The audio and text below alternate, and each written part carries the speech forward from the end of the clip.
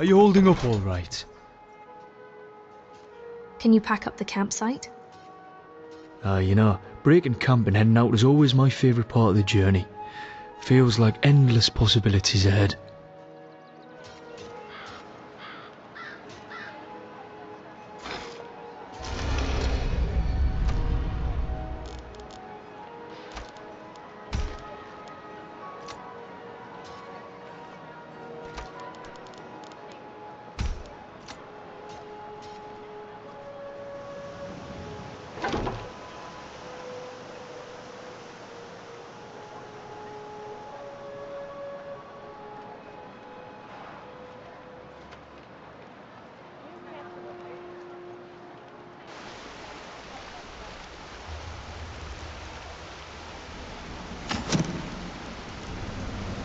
What did you need? Got a minute? Wanted to say something. What did you need? All right. I have everything you asked for all ready to go. I hope this deal goes through. Putting quite a bit of coin on the line. The last two you set up. Did Gulamai give up any information on our buyer? They were a sure thing, I swear. He said Golden Glow was purchased by a Karliah.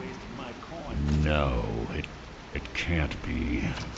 I haven't heard that name in decades. This is grave news indeed. She's someone I hope to never cross paths with again. Gulamai also told me she was a murderer. Karliah destroyed everything this guild stood for. She murdered my predecessor in cold blood and betrayed the guild. After we discovered what she'd done, we spent months trying to track her down, but she just vanished. Why has she returned? Karliah and I were like partners. I went with her on every heist. We watched each other's backs. I know her techniques, her skills. If she kills me, there'll be no one left that could possibly catch her. If only we knew where she was. Gulamai told me she said, where the end began. There's only one place that could be. The place where she murdered Gallus. A ruin called Snowvale Sanctum. We have to go out there before she disappears again. We? Yes, I'm going with you, and together we're going to kill her. Here's your payment for solitude. Prepare yourself and meet me at the ruins as soon as you can. We can't let her slip through our fingers.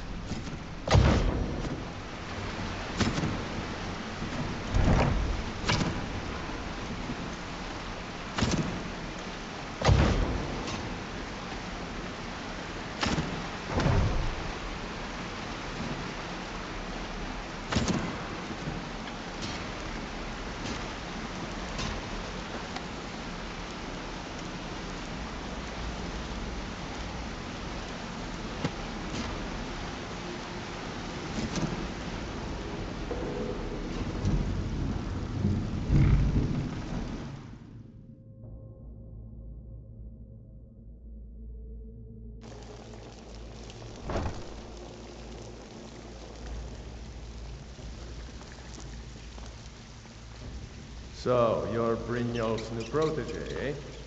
Don't look like much to me. So, what can I do for you today? I've completed the numbers job. This kind of work suits you, and it's going to end up making you rich. Have something special for me, Delvin. I got another special request, and I specifically asked for you. You're making a name for yourself, that's for sure. But more important, you're making a name for the guild. Keep it up. So, what's this special request? I want you to head out to Markov and speak to Endon. He's a silversmith. He has some kind of shop there. His father was a good friend of the guild back in the day, so we could really use his family's influence back on our side. That's all they are. Rumors. So don't worry. The only way this guild's going to continue to grow is by taking extra work.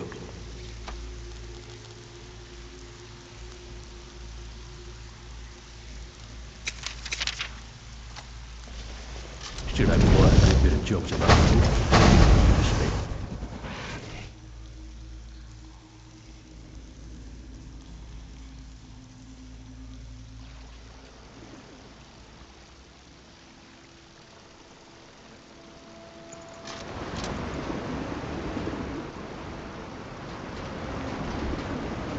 Need something? Excuse me, but do you know anything about this house? Seen anyone enter or leave? No, I haven't. Seems no one in this city has. I'm with the Vigil of Stendarr. We believe this house might have been used for Daedra worship, evil rites, and so forth. Do you need any help? I was actually just about to head on inside. Be good to have someone watch my back. Follow me, and keep your eyes open. Daedra are powerful creatures and tricksters. Never know what you'll find. Watch out for Mercer. I have a bad feeling about him. My gorgeous wife. What do you think about Mercer? I do not trust him further than I could throw him. Knowing you could probably throw him pretty far as well. Would you like me to try?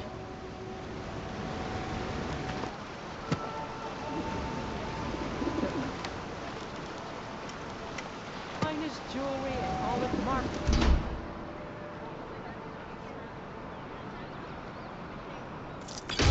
Fresh food. No wood rot on the furniture. Someone's been here. Recently. But the people I asked say no one enters or leaves.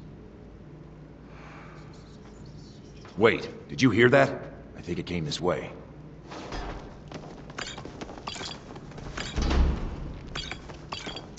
That's it. Something's inside the house. Come on, we're getting to the bottom of this. Come out! We know you're here. There's another door. See if you can get it open.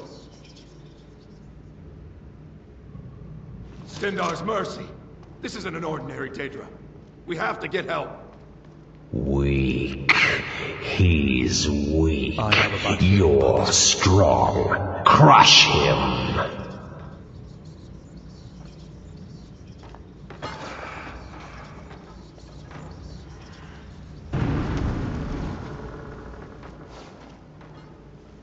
You first. Come on, let's go.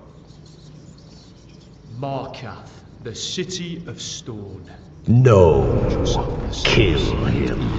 Crush his bones. Tear at his flesh. Get out of my head, Daedra. You will kill. You will kill, or you will die. I don't want to die. I can't die here. The Daedra has us. It's you or me. Snap out of it, Tyrannus. We can defeat this Daedra together. I'm sorry. Of course, I should have realized. Honestly, I don't even know what to say. I can't believe I got tricked like that. And you can't scare me into submission. Let's get this over with already. Let's go.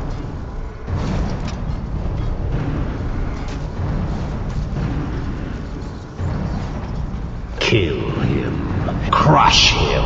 And I give you my mace, mortal. Yes, the mace of Molag Bal.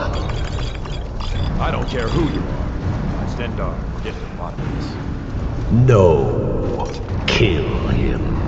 Your prize is waiting. This is it. Time to cleanse this house of its filth. Be ready. By all I hold holy. Stendarr, give me the power to destroy the Daedra worship from here. Time to strike. Now! Destroy it. Quick! Come by to perform insulting rites at my altar.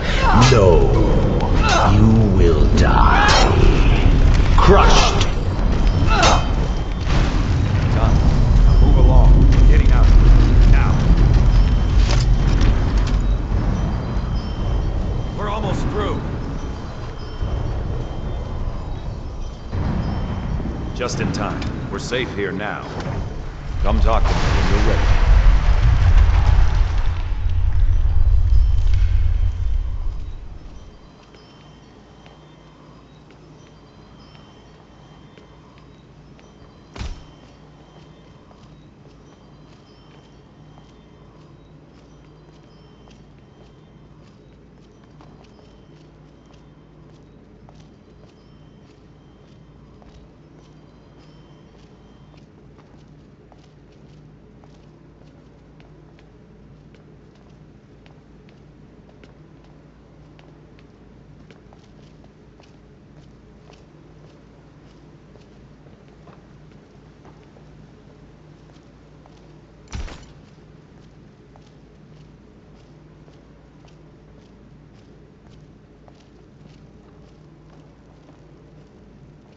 Good to have you by my side, friend.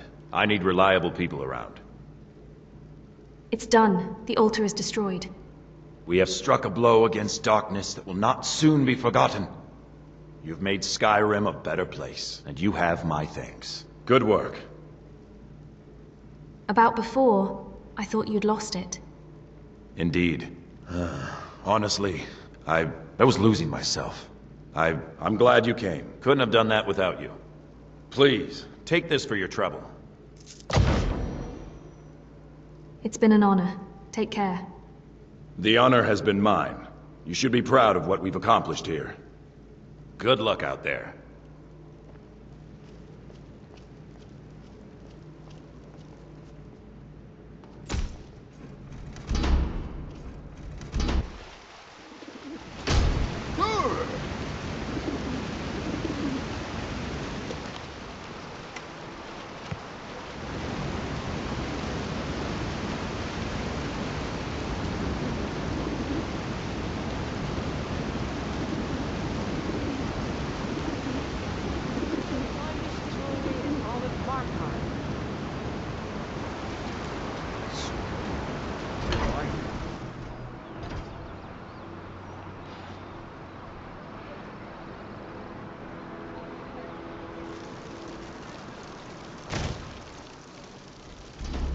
Come on in. The Silverblood Inn has plenty of strong drink and clean rooms. Unlike my husband Clever, I watch after our guests. I'm gonna be a silversmith one day, like my mother and father. I work silver with big-headed my old- father, and his father before him. An offer, and I just My wife Kira runs our jewelry stall in the market.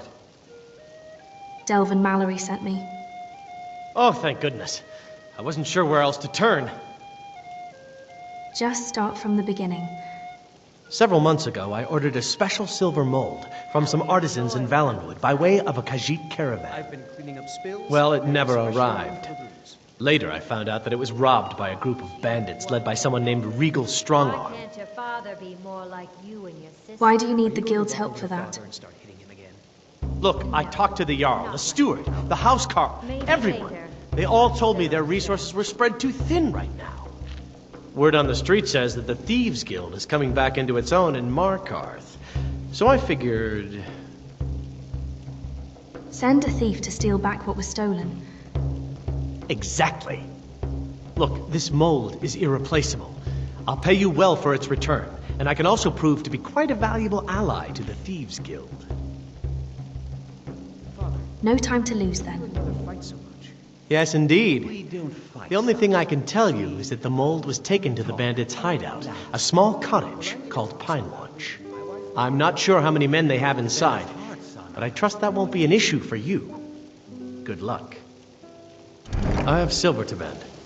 I'm what you'd call a soldier of I can fortune. swing a hammer at Make things. me an offer, and I just might find it your style.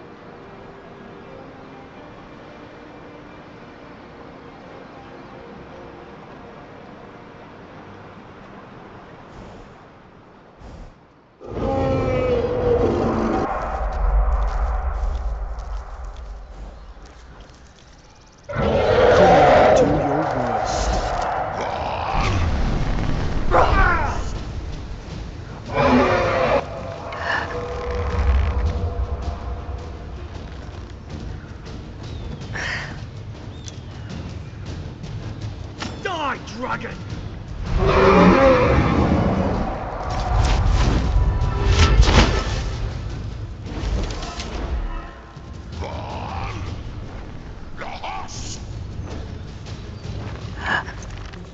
You won't get the best of me!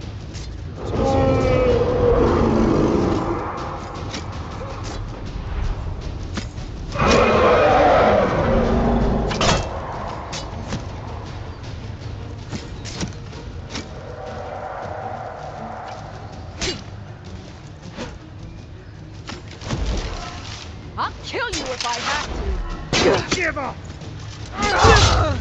You really don't want to fuck with me!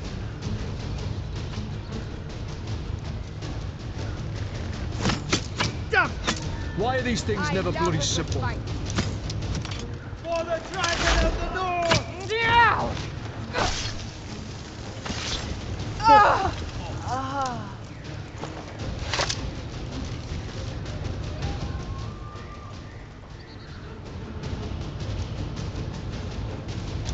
Skyrim is a wild and fierce land. There is beauty here as well, though.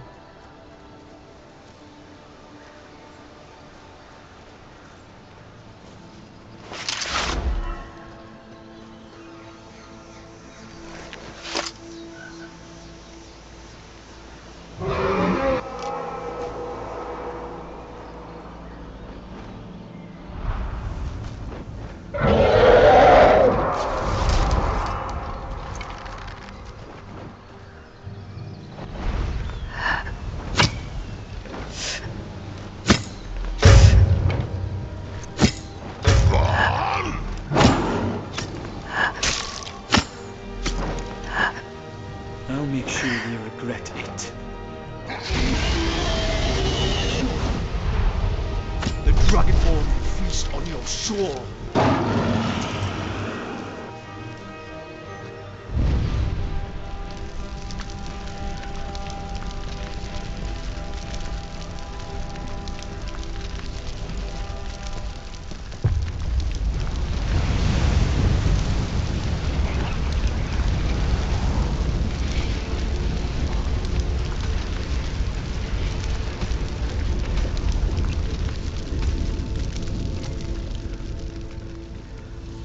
Can you ever take in too many souls? Just imagine if you sicked them back up. Sorry, ignore that. Once in a while, immaturity wins.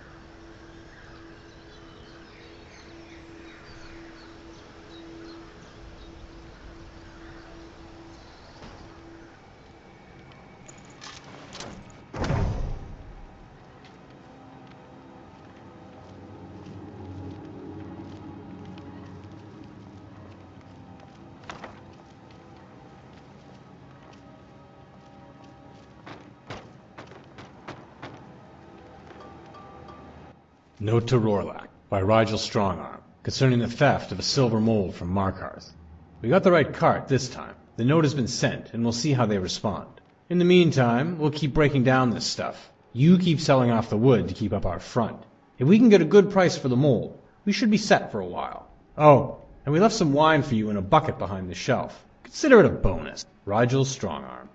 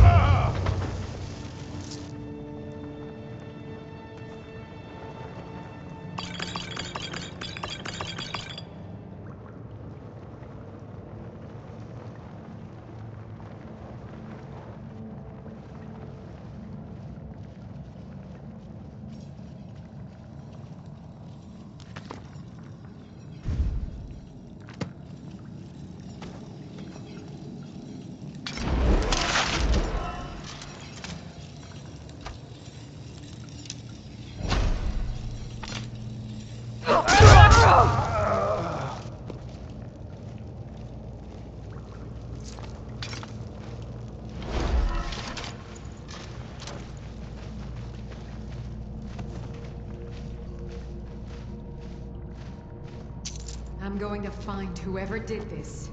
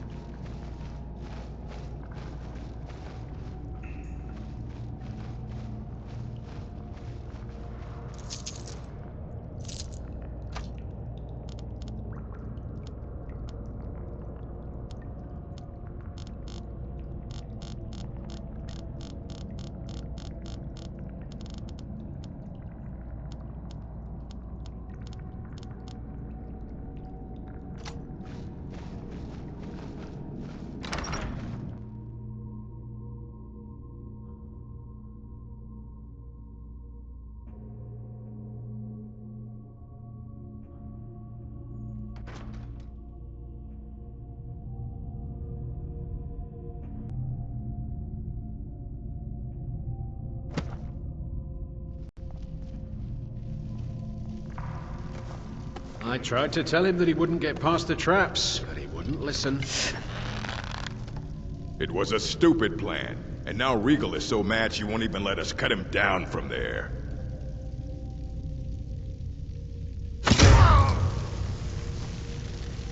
What was that? Did you hear something? Is someone there?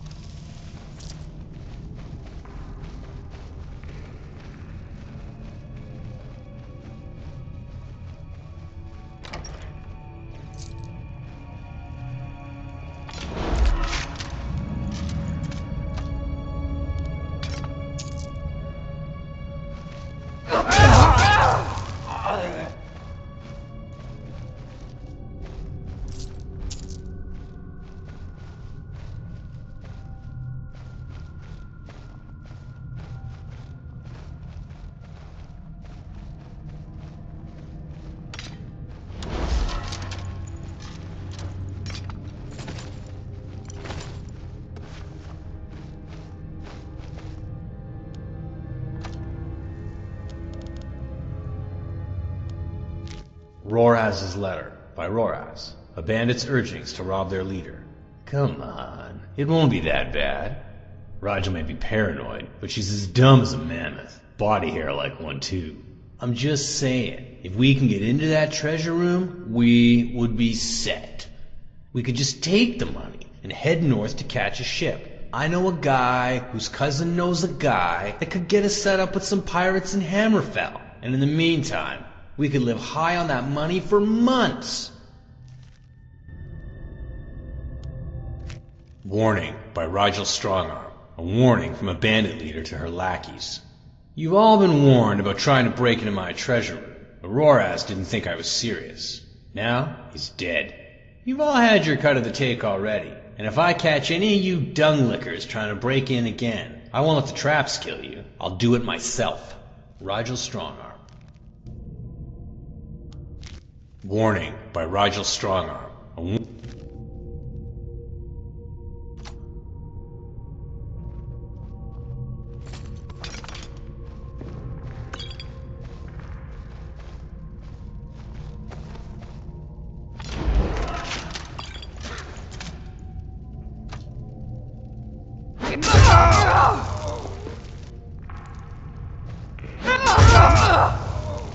will claw the eyes out of whoever did this. I'll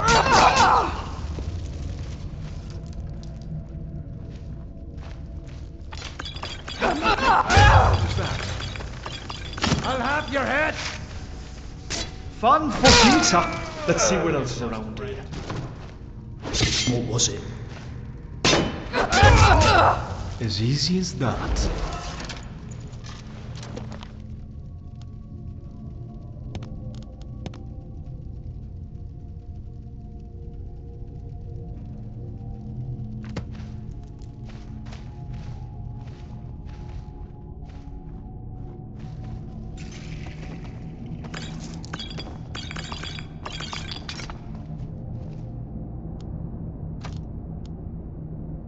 Father's Missive by Doug. A father's letter of concern over his daughter's banditry.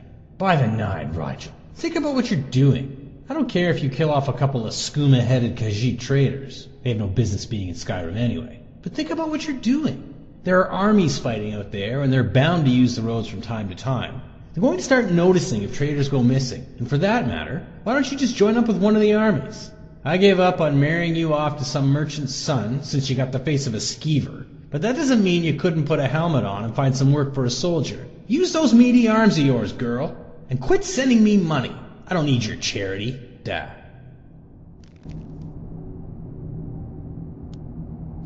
Rigel's Letter by Rigel Strongarm. A reply to a bandit's father's concerns.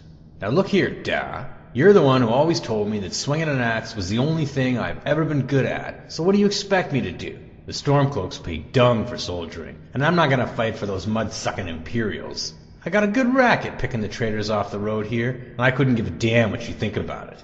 Your little saber cat has a tiny operation out here, and I'm not going to give it up just because you're afraid of getting caught. Oh, and quit trying to send the money back. These louts just try to steal it, and I have to beat their skulls until they learn any different. Rigel Strongarm.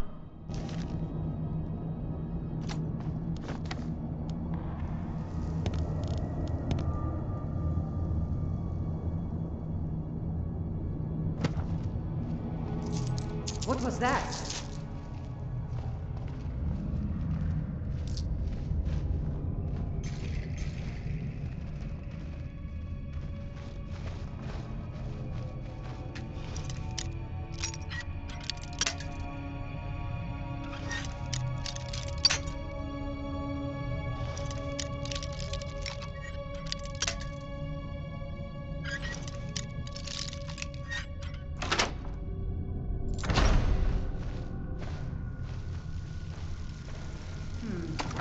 Nothing here after all.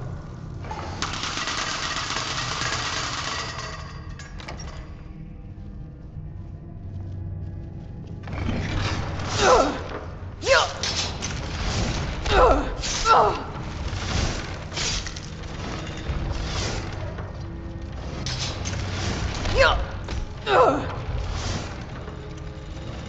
can't see shit.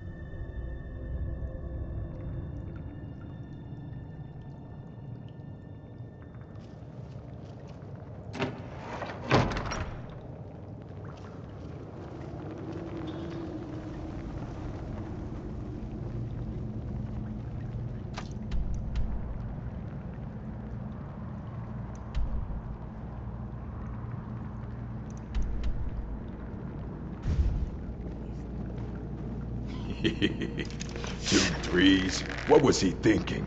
Fool never saw me pull the ace out of my boot. Is someone there?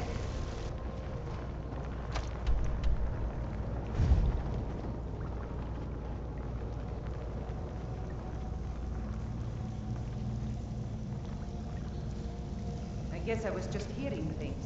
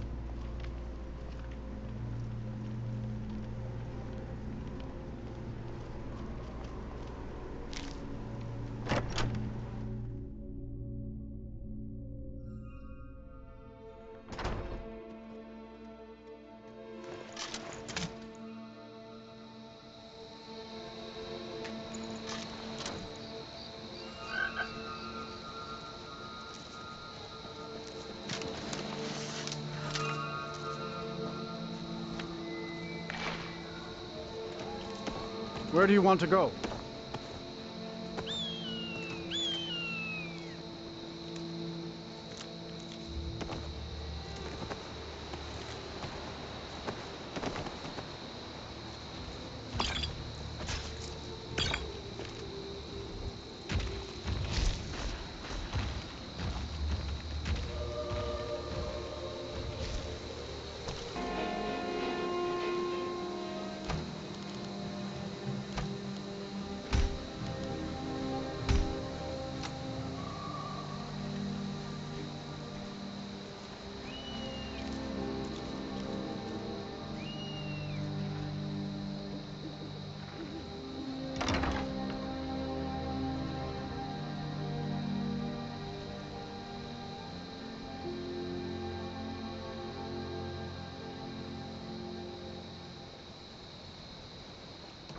I am your sword and your shield.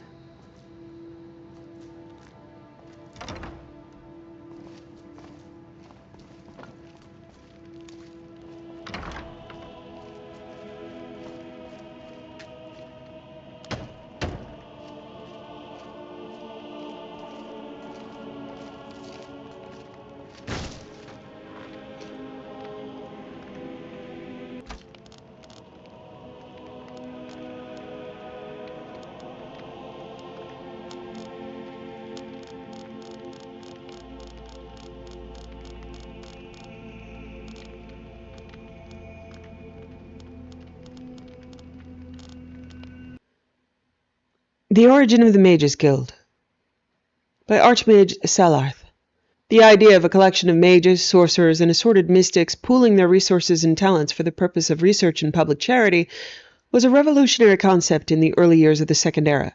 The only organization then closest in aim and structure to what we know today as the Mages Guild was the Psijic Order of the Isle of Artaeum. At the time, magic was something to be learned by individuals, or at most within intimate covens. Mages were, if not actually hermits, usually quite solitary. The Psijic Order served the rulers of the Somerset Isle as counselors, and chose its members through a complex, ritualized method not understood by outsiders. Its purposes and goals likewise went unpublished, and detractors attributed the worst evils as the source of the Order's power. Actually, the religion of the Old Order could be described as ancestor worship, an increasingly unfashionable philosophy in the Second Era. When Vanus Galerian, a Psijic of Artaeum and student of the famed Iachesis, began collecting magic users from around Somerset Isle, he attracted the animosity of all. He was operating out of the urban center of Firsthold, and there was a common and not entirely unfounded attitude that magical experimentation should be conducted only in unpopulated areas. Even more shocking, Galerian proposed to make magical items, potions, and even spells available to any member of the general public who could afford to pay. No longer was magic to be limited either to the aristocracy or intelligentsia. Galerian was brought before Iachesis and the king of Firsthold, Rylus XII, and made to state the intentions of the fraternity he was forming. The fact that Galerian's speech to Rylus and Iachesis was not recorded for posterity is doubtless a tragedy, though it does afford opportunity for historians to amuse one another with speculation about the lies and persuasions Galerian might have used to found the ubiquitous organization. The charter, at any rate, was approved. Almost immediately after the guild was formed, the question of security had to be addressed. The Isle of Artaeum did not require force of arms to shield it from invaders. When the Psijic Order does not wish someone to land on the isle, it and all its inhabitants simply become insubstantial. The new Mages Guild, by contrast, had to hire guards. Galerian soon discovered what the Tamrielian nobility was known for thousands of years. Money alone does not buy loyalty. The Knightly Order of the Lamp was formed the following year. Like a tree from an acorn, the Mages Guild grew branches all over Somerset Isle and gradually the mainland of Tamriel. There are numerous records of superstitious or sensibly fearful rulers forbidding the guild in their domains, but their heirs or heirs' heirs eventually recognized the wisdom of allowing the guild free rein. The Mages Guild has become a powerful force in Tamriel, a dangerous foe if a somewhat disinterested ally. There have been only a few rare incidents of the Mages Guild actually becoming involved in local political struggles. On these occasions, the guild's participation has been the ultimate decider in the conflict. As begun by Vanis Galerian, the Mages Guild as an institution is presided over by a supreme council of 6 archmagisters. Each guild hall is run by a guild magister, assisted by a twofold council, the Master of Inkulabala and the Master of Arms.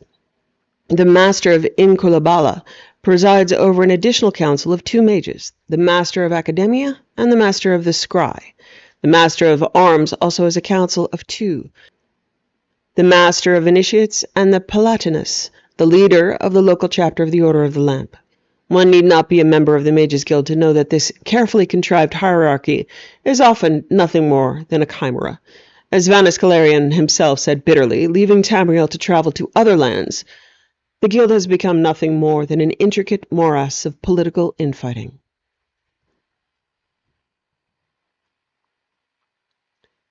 The Predecessors by Ingvar the Wanderer, being an examination of the curious ruins of the Shivering Isles and their terrible significance for our future. The ancient ruins that dot the countryside are a familiar sight to the inhabitants of the Shivering Isles, so familiar that their true significance has escaped notice of most until now. I have recently uncovered the terrible secret hidden in these ruins, and I will now share this secret with you. But be warned, this knowledge may be too much for some, as you will know the awful fate that lies in store for you, but will be powerless to do anything to prevent. If you are strong enough of mind to withstand the psychic shock of having your grim future lay bare, read on. My interest in the ruins began with a simple observation. All the ruins visible on the surface appear to be of roughly the same age and architectural style. Who created these once mighty structures, and what happened to them? Further investigation revealed an even stranger truth. Although the ruins superficially all appear to derive from the same era, they are in fact of wildly differing ages. Many thousands of years separate the ruins of Sielarn, by far the oldest extant on the surface despite its relatively well-maintained state, from the ruins of Ebroca, which at almost 1,000 years old is one of the youngest sites in the Isles. For those who would dismiss this conclusion, I invite you to visit the ruins and examine the evidence for yourselves.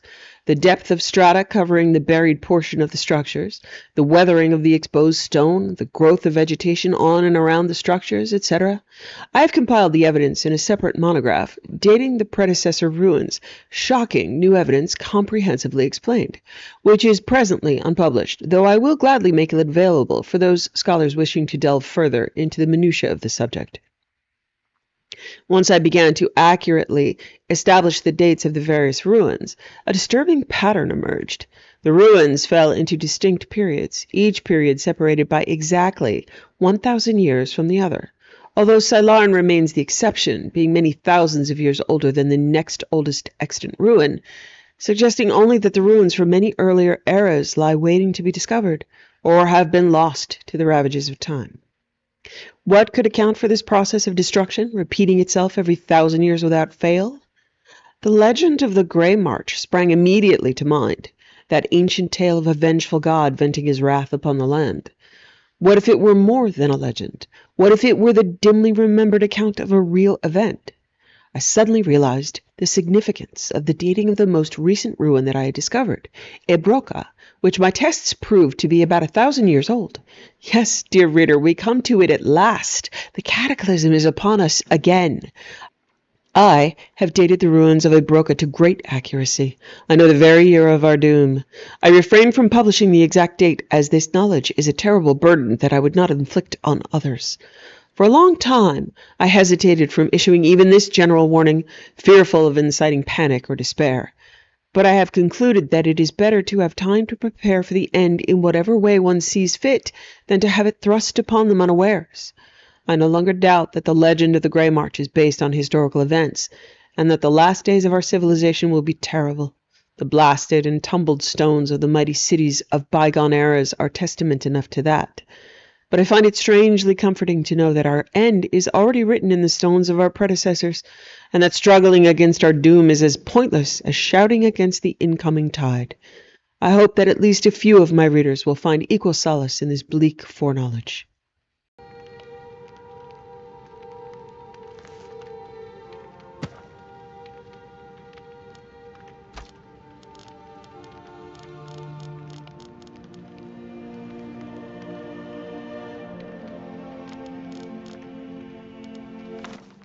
The Nightingales, Fact or Fiction, by Wilhelmina Roth.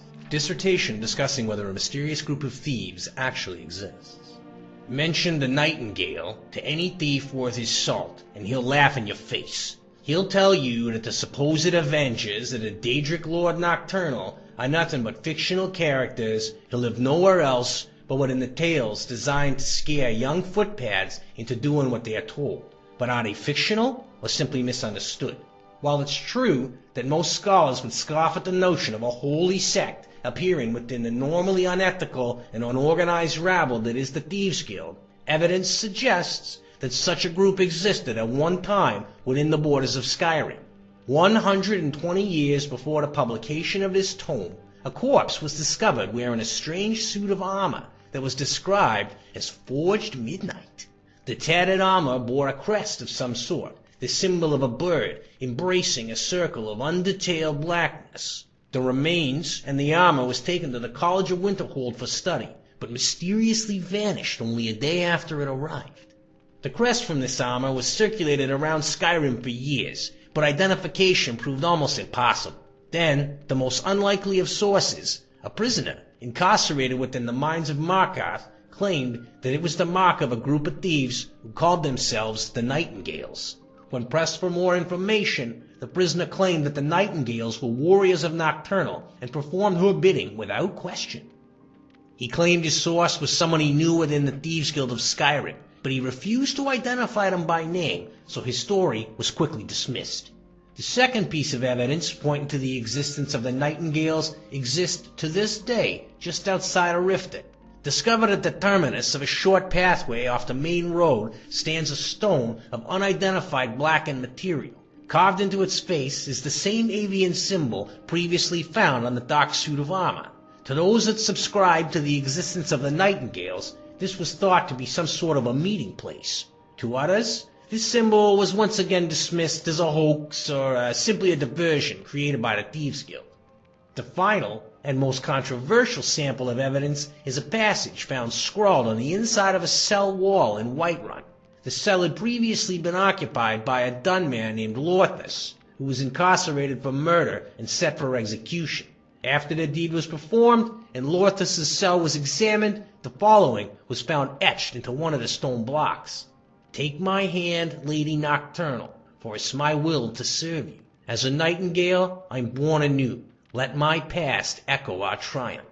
This is the first and only time that a solid connection between Nocturnal and the Nightingales has been made. The unusual nature of the passage, the religious connotations toward Nocturnal made by a career criminal, kept discussions lively for years regarding the possibility of this group actually existing. Sadly, since not a single piece of evidence beyond this has surfaced to date, this exciting discovery faded into obscurity and the debate subsided. With these scant samples of evidence, conclusions are difficult to formulate. All we're left with are more questions than answers. Can religion and thievery coexist? Does the Daedric Lord Nocturnal have active agents roaming Skyrim with a no doubt nefarious purpose? Does the Thieves' Guild have extensive knowledge of the Nightingales but remain sworn to secrecy? Perhaps one day the answers to these questions will be revealed, but at present it falls to you, the reader, to decide whether the Nightingales are fact or merely fiction.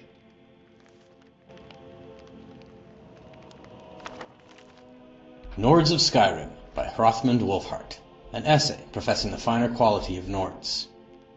Nords of Skyrim, my people, my pride. Respected reader, my name is Hrothmund Wolfhart, and I am a Nord. But, more importantly, I am a Nord born and raised in the lands of Skyrim. I write this volume in the desperate hope that the rest of Tamriel can come to know my people as they deserve to be known, and understand this province for what it truly is, a place of uncontested beauty and culture. Some of what you know is undoubtedly true. Physically, we Nords are an impressive, often imposing sight, tall of stature, strong of bone, and thick of muscle. Our hair is often fair and worn braided, as has been the custom for generations. Often we are swathed in the hides of beasts, for such creatures are abundant in Skyrim, and we would be foolish not to take advantage of such an available resource. Having read this far, you may be shocked at the strength of my words, and the literacy of a northern savage. Aye, many Nords can both read and write. My father began my instruction in the way of letters when I was but a bairn, as did his father, and his father before him. But the accomplishments of the children of Skyrim are multitude, and go beyond mere wordcraft. For we are artisans as well, and through the ages we have learned to manipulate steel the way a sculptor would clay. Indeed, I have seen with mine own eyes visitors from High Rock and Cyrodiil weep in disbelief as they beheld the blades wrought in the fires of the Skyforge, and honed to beautiful deadliness by the gods-touched hands of Clan Greymane. But how can this be true, you ask? How are such achievements possible from a people who have yet to emerge from the muck and snow? Again, provincial bias clouds the truth. The cities of Skyrim are a testament to Nord ingenuity and craftsmanship. Chief among them are Solitude, seat of the High King and capital of the province. Windhelm, ancient and honoured, a jewel in the snow. Markarth, carved into the living rock itself in ages long since past. Riften, nestled in the golden shadows of the Fall Forest, whence comes delicious fish and mead. And Whiterun, built around the hall of Jorrvaskr, home of the most noble companions and revered Skyforge. And now, respected reader, you have the full measure of it. We Nords are everything you imagined, and so much more. But let not this work be your only gateway to the truth. Book passage on carriage or vessel, and make the journey north. See Skyrim with thine own eyes. See Skyrim as have the Nords, since the gods first shaped the world. Of Cross Daggers by Dwenan Windle, the story of Riften's fall from grace. Situated on the eastern banks of Lake Honrich, the city of Riften serves as a reminder of a bygone era. The once proud streets and buildings have vanished and been replaced with a collection of wooden structures and rough stonework shrouded in a permanent fog-like mist. In order to understand how such a large city became nothing more than a glorified fortress, one need only look to the history books for answers. Riften was a major hub of activity for trade caravans and travelers to and from Morrowind. Fishing skiffs could be seen dotting the lake at all hours of the day, and the bustling city was alive with activity at night. The city guard was formidable, and maintained a tight grasp on its populace, keeping them safe from harm. The marketplace in Riften was also quite a draw, containing numerous stands offering wares from all across Tamriel. In 4th Era 98, amidst the confusion of the Void Knights, Hosgun Crossdaggers was installed as Jarl when the previous Jarl had been assassinated. Although many believed that Hosgun was responsible, and cries of protest filled the streets of Riften, the Jarl took to the throne and immediately took action to protect his station. Using the city guard, he had the streets cleared of protesters and initiated a curfew. Any caught breaking the curfew was immediately jailed without process or executed if it was a repeat offense. For over 40 years, Hosgun ruled Riften with a black heart and an iron fist. He imposed ridiculous taxes upon his subjects and any merchants that wished to sell their wares within the city walls.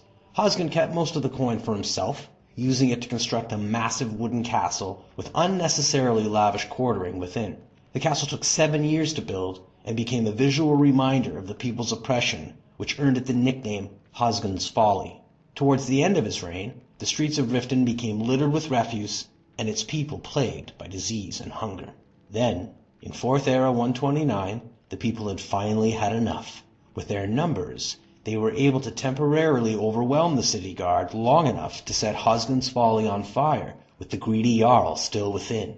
As the fighting commenced, the fire spread through the city unchecked. By the morning, the people had emerged victorious, but not without great cost. Most of the city was now in ruins, and many had died.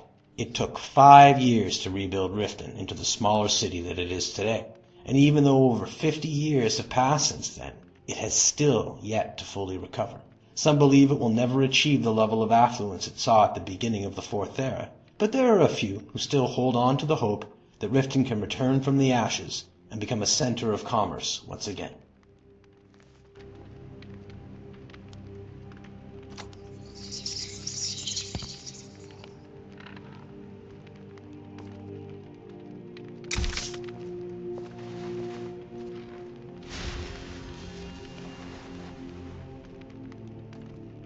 Aye. How do you like it here? Couldn't think of anywhere better. Forests to roam, the lake's a stone throw away, and no neighbours to bother us. Let's rest here. This is my favourite part of the day. What do you need? Let's talk. Hey, sweetheart.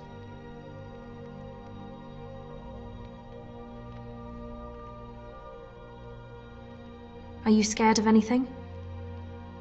Fighting has been my life, but seeing you fighting beside me is driving me insane.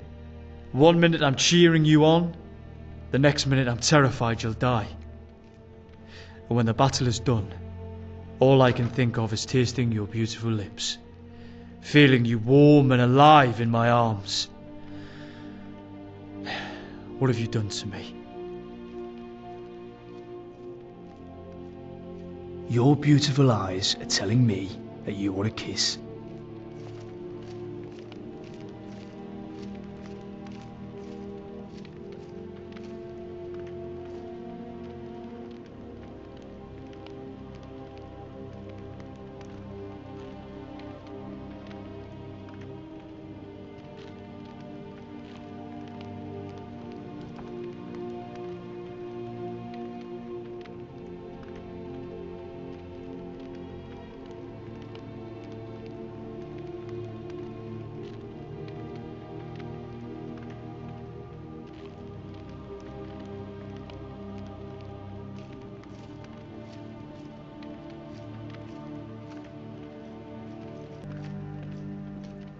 Darling. Come with me, I need your help. It honors me by simply walking at your side.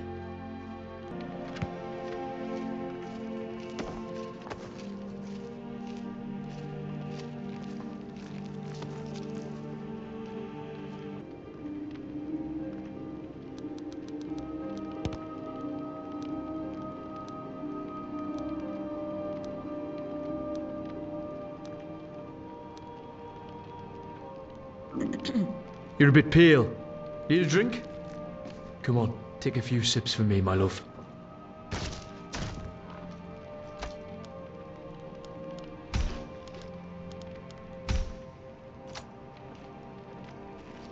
Ah, it's so nice to be home with the kids.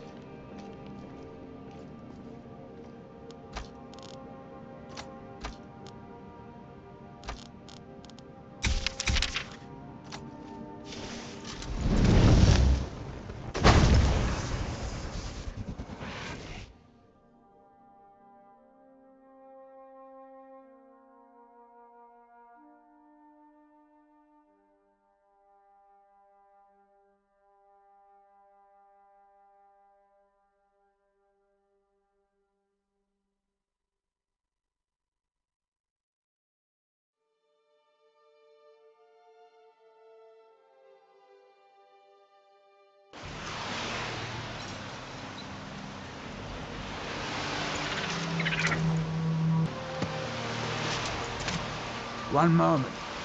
You look...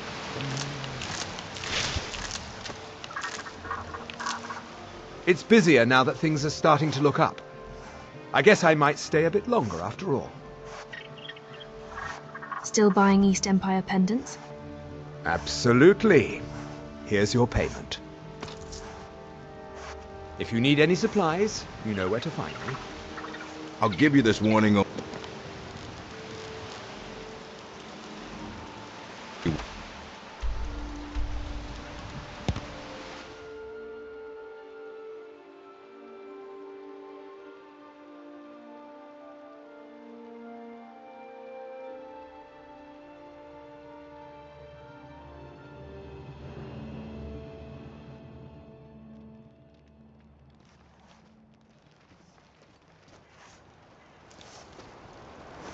My mother was Skull, but she left the village and I was born in Skyrim.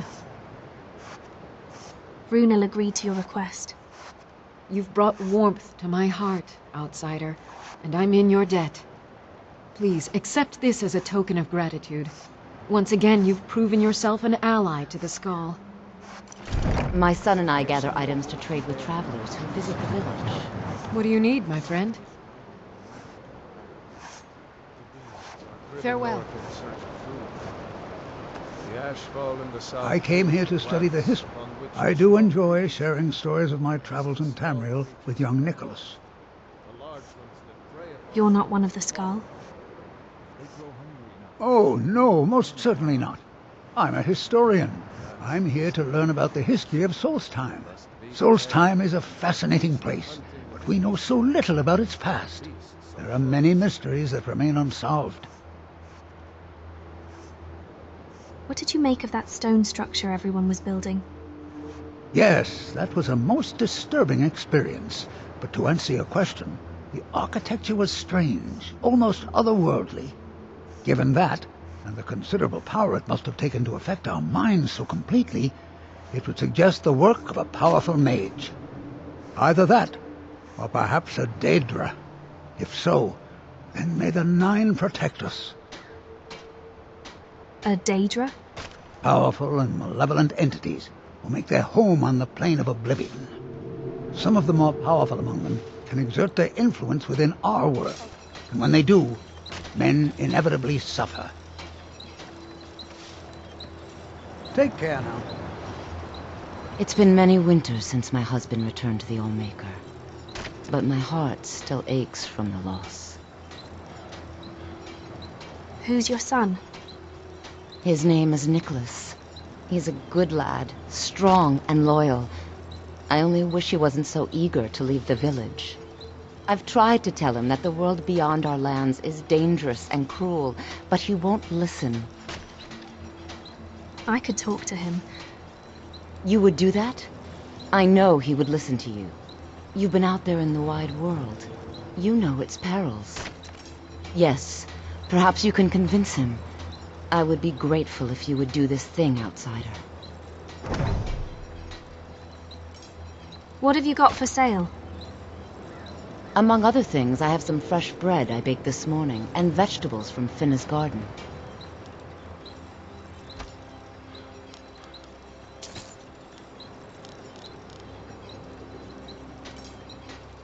I hope that you can make my son see what...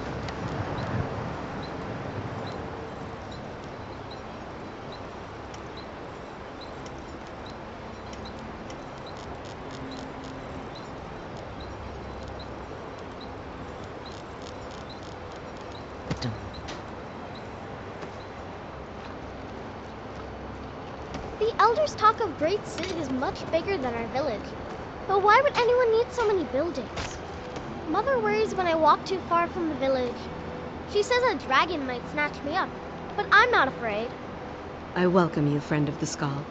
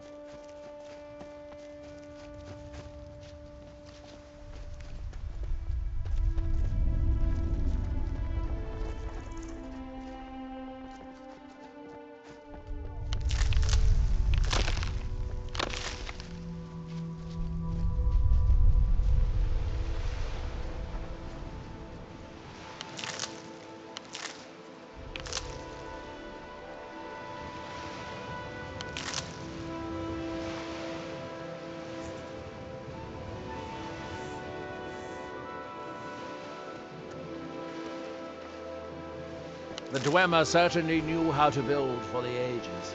These towers have outlasted their creators by millennia. The book is housed inside that dome. I'll need to unlock the door for us. Let's get on with it.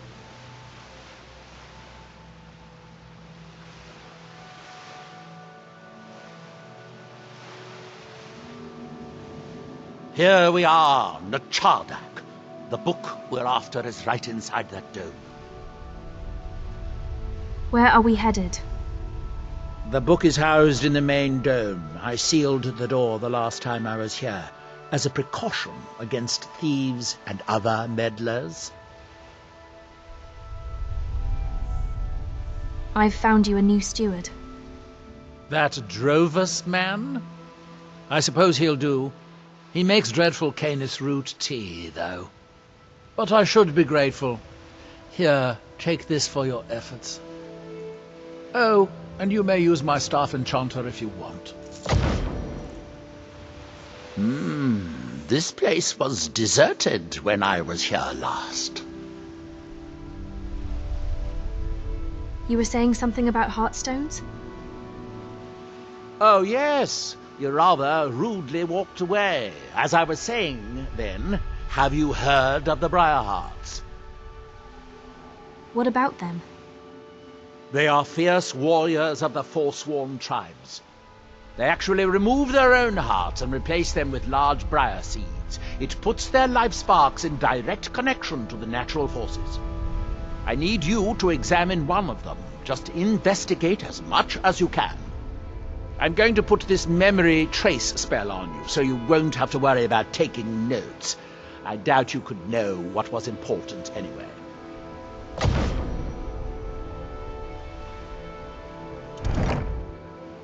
How is Drovus working out?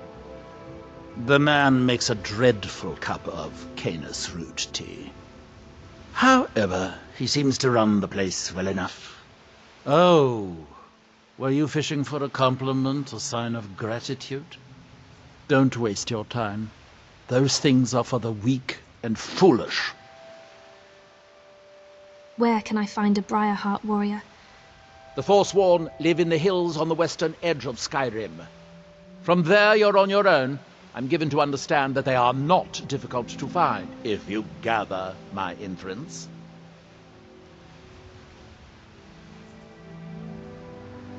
Well, I'm hoping to do something similar. If I could connect a living being to the forces of the Red Mountain, well, that would be formidable. I've done some experiments in this area, but, well, my test subjects are far too fragile. I'm hoping to learn some of the Briarheart techniques, their methods. I would venture out myself, but long voyages are dangerous, and risks are precisely what people like you are for. What can you tell me about Morrowind? Red Mountain dominates the island. Every now and then, ash and debris from an eruption land on our shores. Shall we get on with it?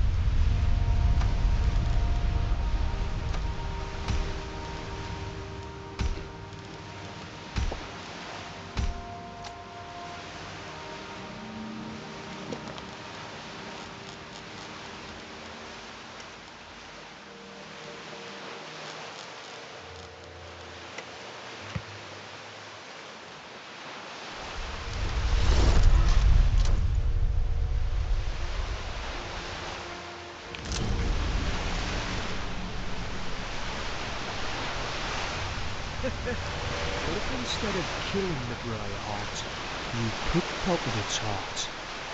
Would it work for Neloth? Never mind. Just kill the bastard. Last time I was here too. Where did they come from?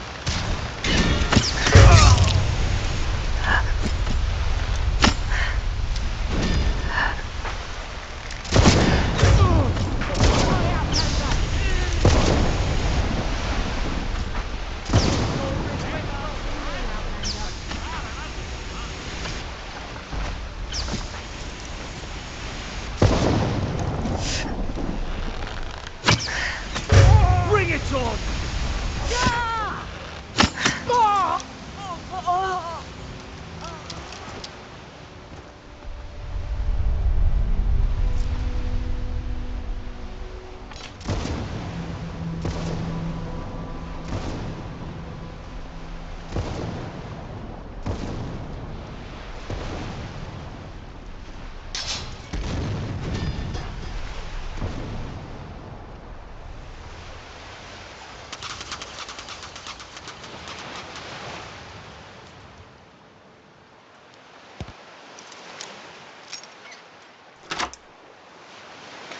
I was just...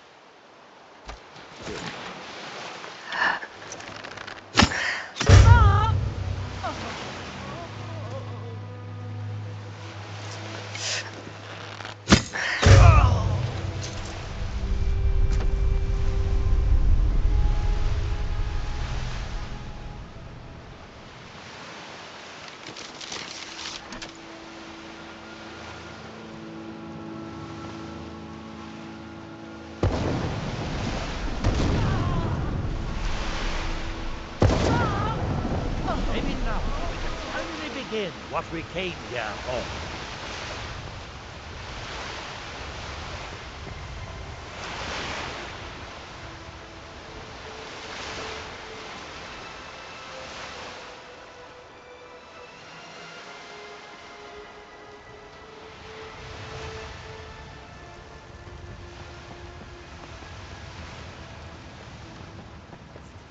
The Dwemer of Nchardak appear to have been fond of these control pedestals. Luckily, I found a cube to operate it inside on my last visit.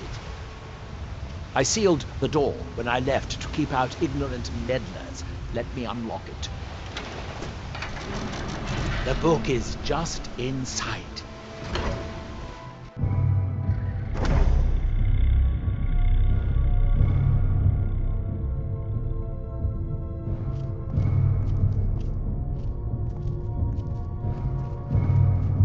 So tantalizingly close. But trust me, no magic will open that. I'd have had the book already, if it could. No, we'll have to do this the hard way.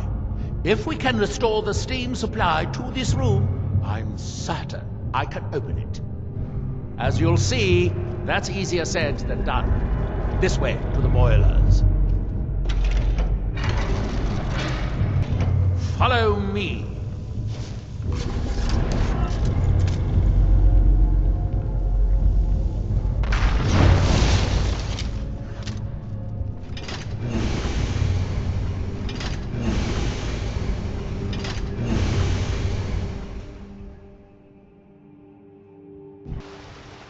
The last time I was here, I only explored a small part of the ruins.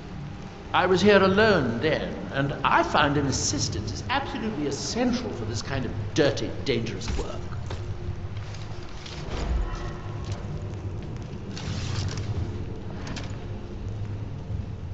Nchardak, the city of 100 towers. In its day, it was the largest of the great Dwemer archives, and perhaps the most advanced. In the old stories, when the Nords came to conquer it, it said the Dwemer submerged the entire city beneath the sea until the invaders gave up. I have my doubts, but the city was a marvel of Dwemer engineering, now reduced to this. As you can see, most of the lower levels of the city are flooded, but it isn't hopeless. The old Dwemer pumps still seem to work. Watch.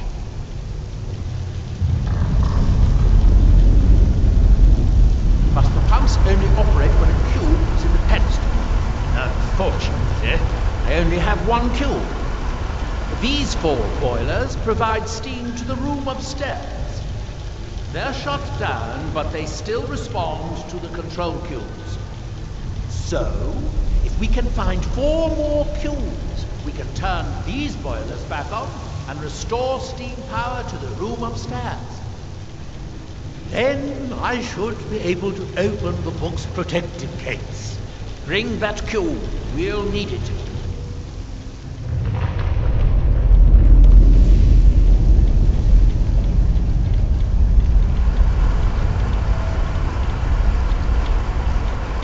Yes, here we are. This device shows the location of 4 more cubes in this section of the city. It looks like most of the cubes were moved to the lower levels, perhaps to try to control the flooding before the city was abandoned. Interesting. That would suggest that the city must have originally sunk during the first cataclysm of Red Mountain. Or that the Dwemer's servitors continued to try to preserve the city after their creator's disappearance. 3 of the cubes are through here. This seems like a sensible place to start.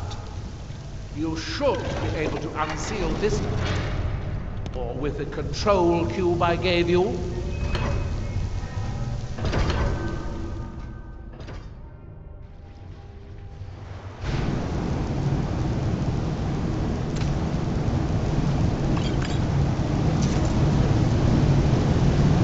I hope the rest of the cube got this easy far.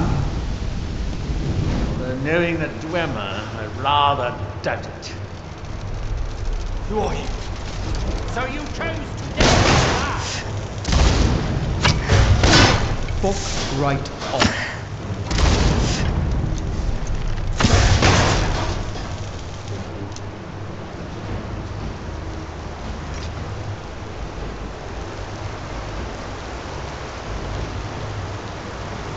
These must be great warships of Nchardak.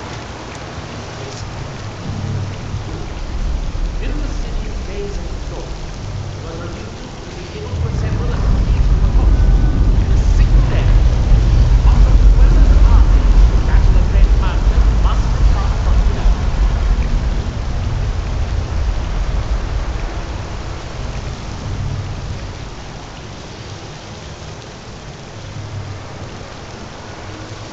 Good.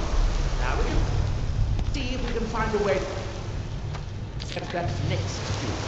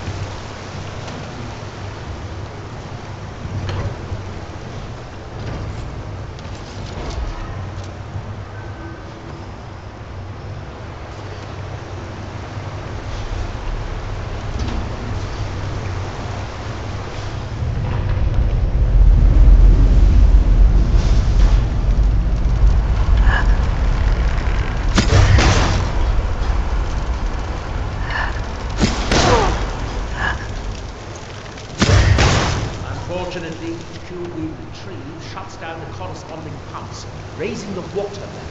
We'll have to be careful.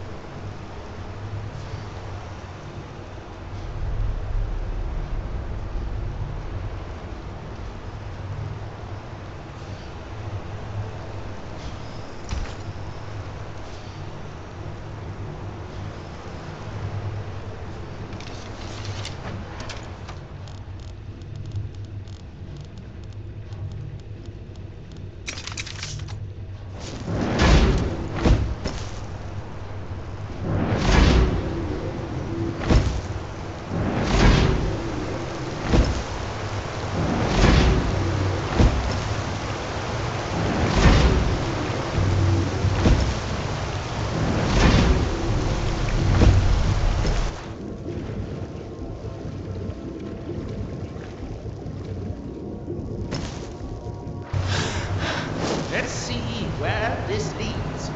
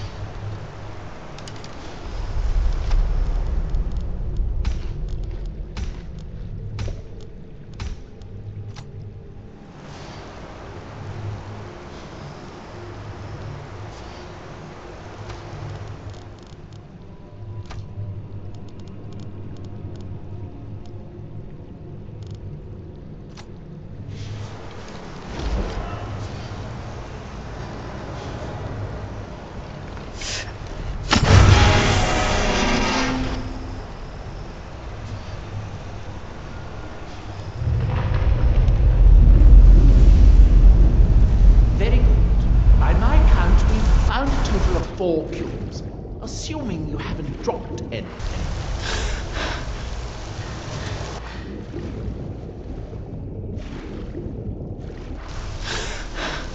What a waste of a good specimen. There's just no good way to us, is there?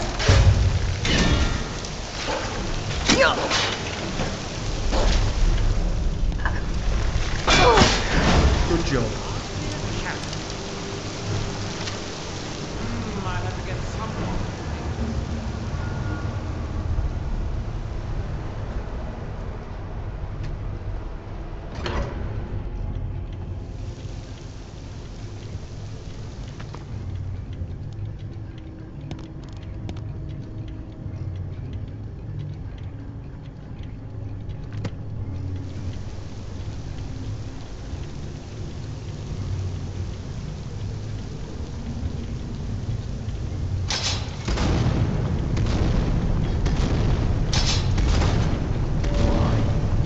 Somebody's been up to no good here.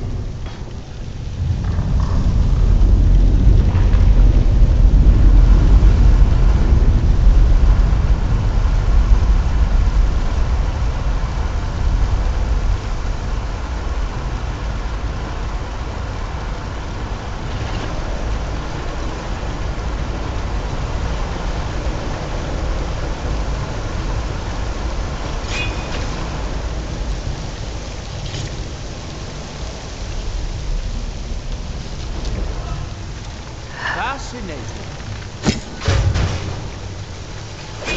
There's something new. For announce disinfectants.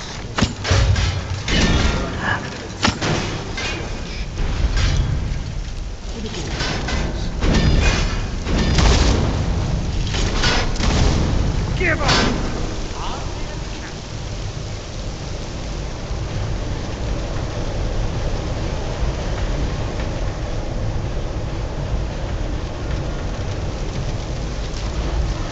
You'll die this time. We rise victorious once again.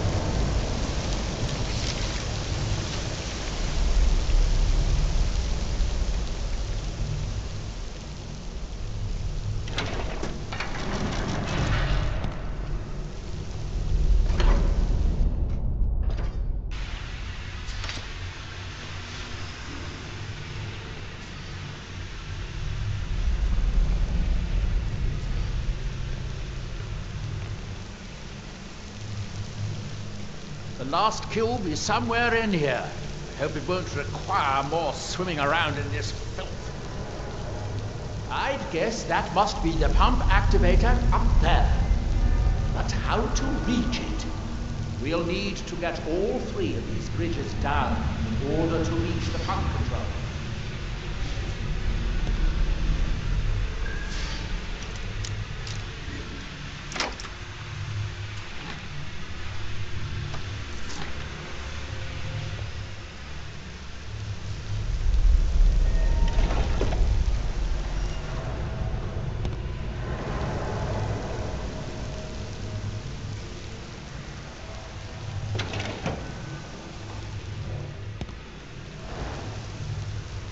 That's it. Don't touch anything else. Quickly now.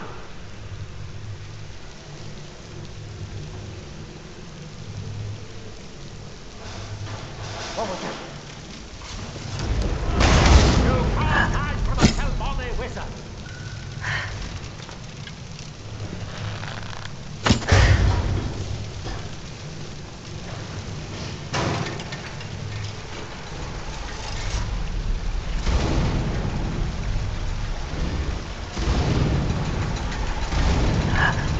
There's something near. Stay close to me.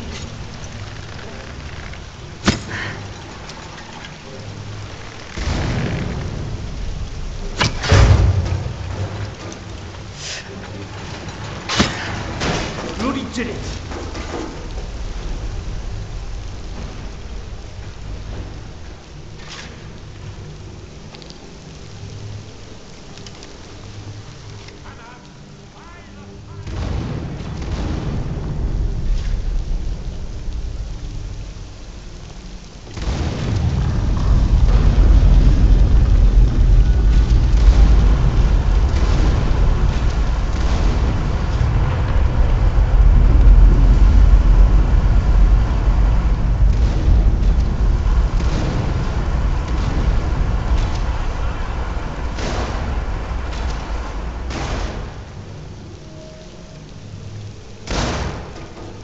Better than to challenge a master wizard of the House Karliah.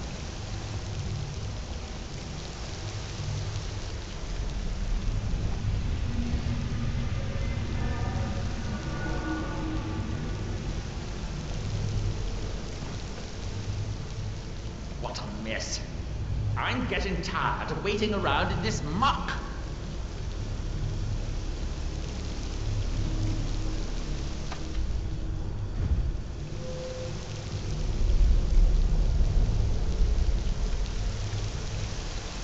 We need to find enough control cubes to keep the pumps running and to turn on all 4 boilers. We still have cubes to find.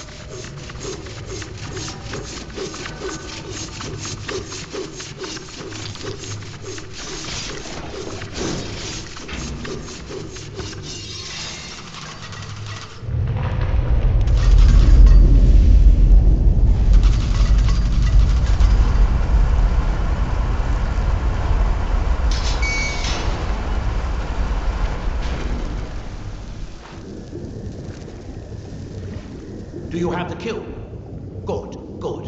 Then I'll take this cube and we can be on our way.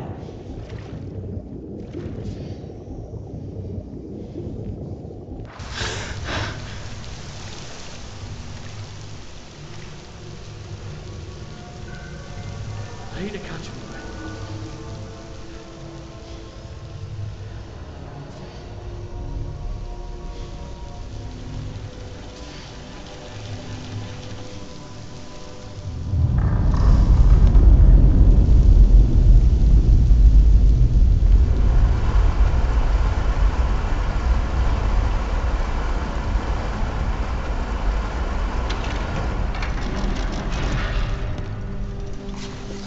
Watch out. The water's rising even before.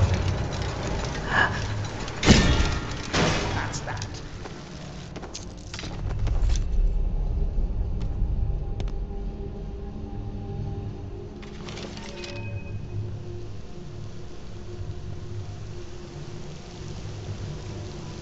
Stick close.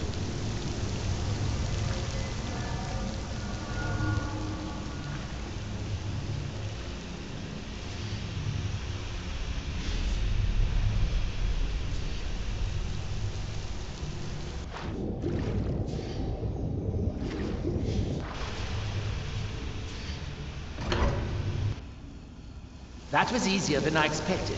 I'm glad you were here to do all the hard work.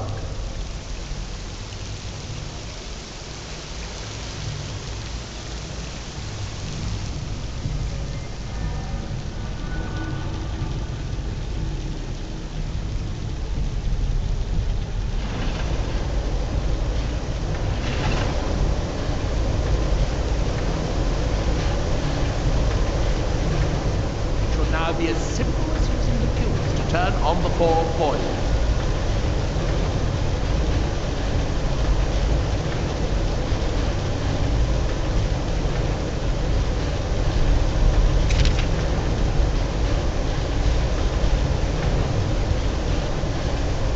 As much as I am enjoying this case, I'm ready to see if we can actually open the protective gates. You do still remember why we're here.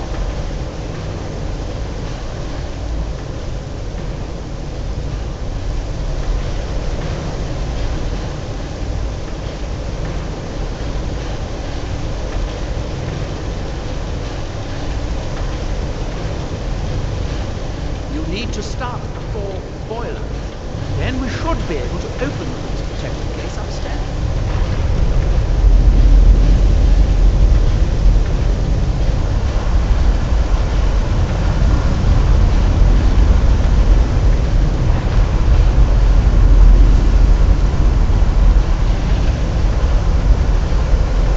That seems to have done it. Good. It took longer than I hoped, but at least it's finally done. Out! Another steam Centurion!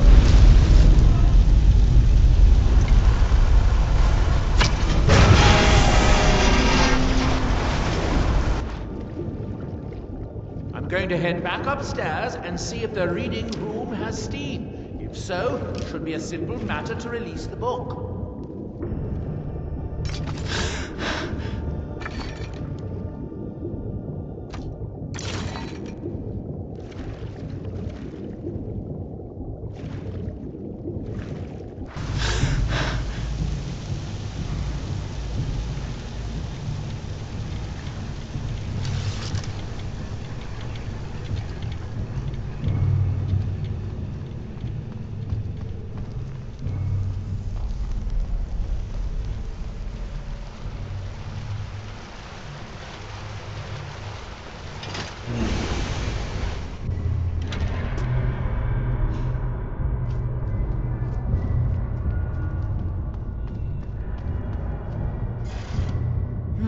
Still no steam.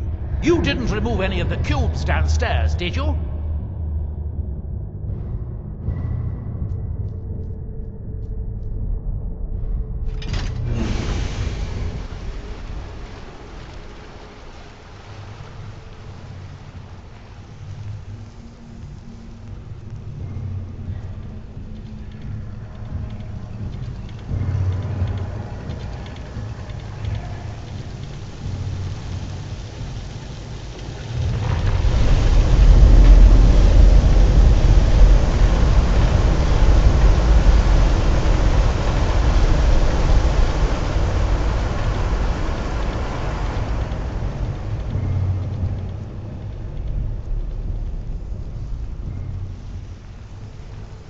Yes, it worked. The steam's flip.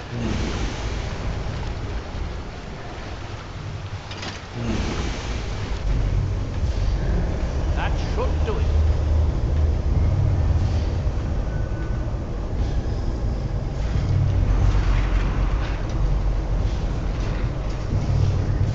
At last. I hope it was worth it.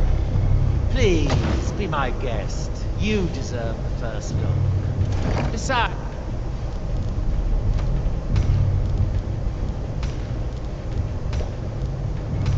It could be very dangerous. These books are known to drive many people insane.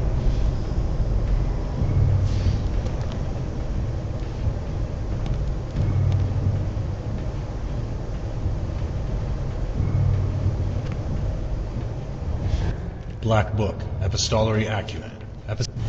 Oh good, be sure to say hello to Hermaeus Mora for me if you see him.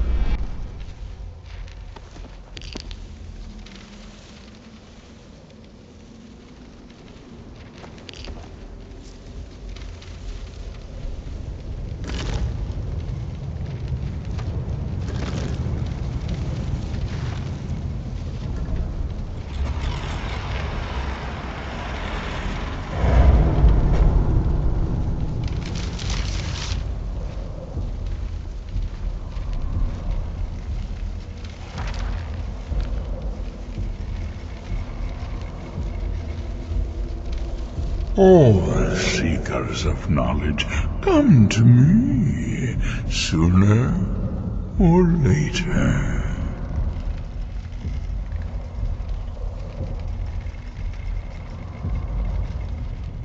Who are you? I am Hermes Mora, the guardian of men, knower of the unknown, master of fates. You stand in my realm, mortal.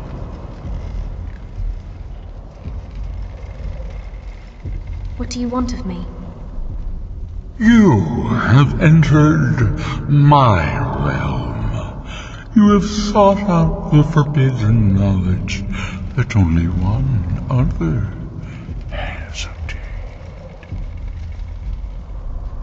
You are Dragonborn, like Nchardak before you, a seeker of knowledge and power.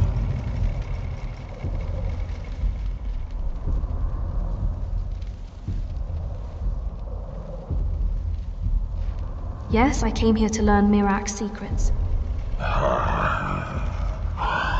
All that he knows, he learned from me.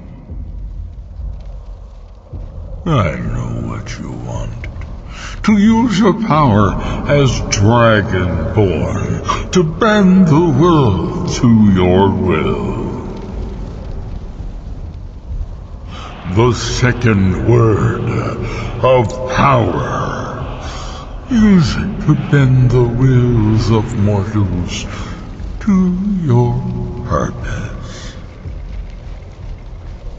But this is not enough. Nchardak knows the final word of power. Without that, you cannot hope to surpass him. Nchardak served me well, and he was rewarded. I can grant you the same power as he wields, but all knowledge has its price.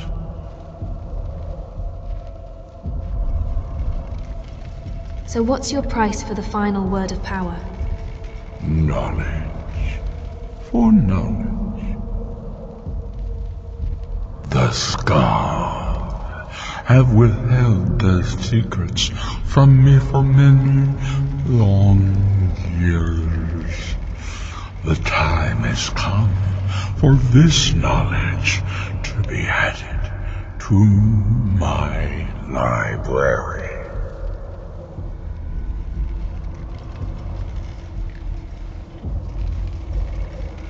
What if the Skal refuse to give up their secrets? My servant Nchardak would have found a way to bring me what I want. So will you, if you wish to surpass him. Send the Skal Shaman to me. He holds the secrets that will be mine.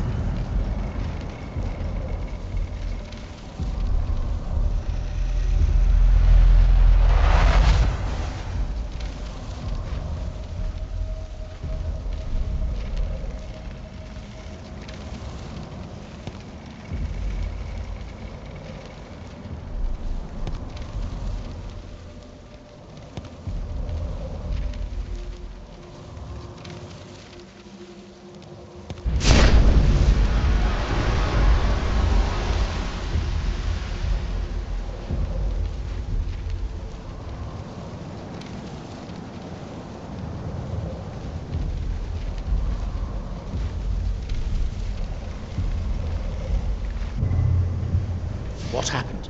What did you see? Different people have very different experiences when reading these books. I learned the second word of the Bend Will Shout. No wonder the Dwemer were so interested in that book. It was indeed one that Mirak used to advance his power as Dragonborn. But I assume there's some bad news. It would be unlike Hermaeus Mora to allow anyone to gain such knowledge without exacting a price. He wants the secrets of the Skull in exchange for teaching me the third word. What secrets could they have worth keeping from old Mora? Sounds like a bargain to me. Hermaeus Mora learns some fascinating new ways to skin a hawker, and you become the second most powerful Dragonborn that ever lived. Well, that gives me a lot to think about. I need to get back to Tel Mithryn. I have some ideas about how to locate more of these black books.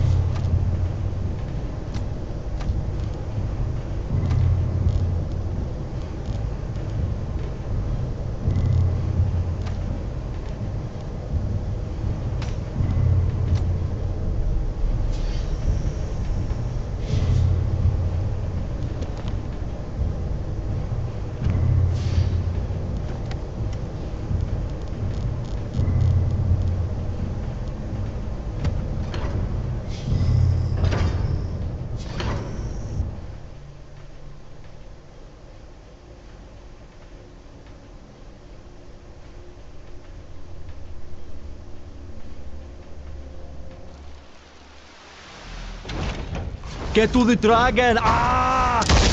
Well, that I need to get back to the book. I have some ideas about how to locate more of these black books.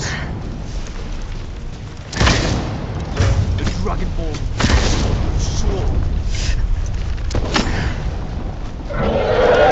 The Master Wizard of House Telmonic.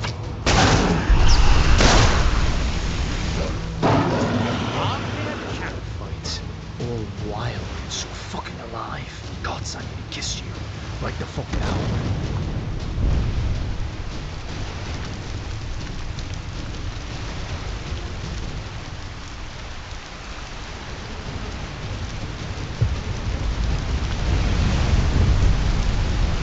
It takes a strong will to command the dragon's soul. Even knowing what you are and what to expect, seeing it takes me by surprise every time. I grow ever Not sure how I'll ever get used to it. Dragonborn. What's on your mind? Your power in alteration is unmatched.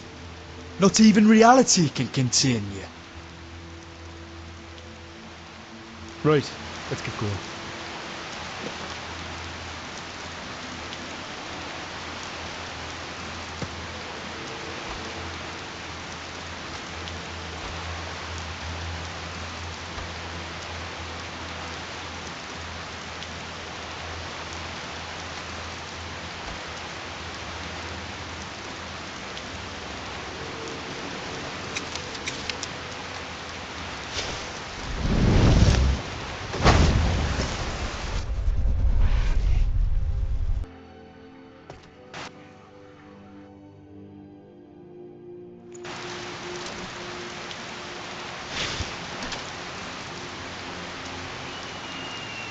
The Greybeards have summoned the Dragonborn to High Hrothgar.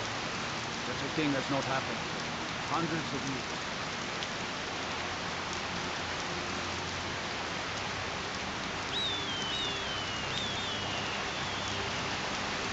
Stupid twat.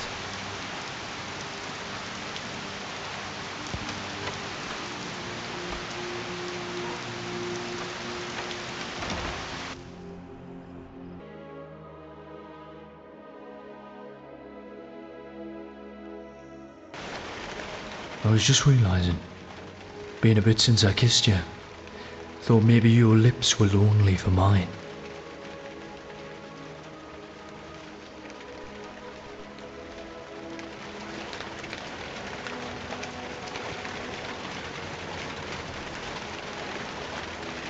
A lot of history here.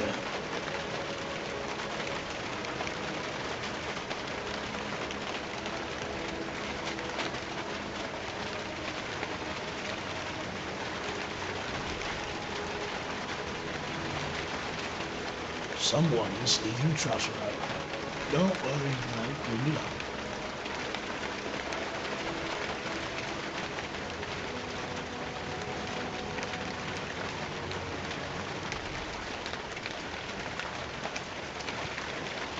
I like Arya. He seems to keep an eye on things while we're out hunting for relics.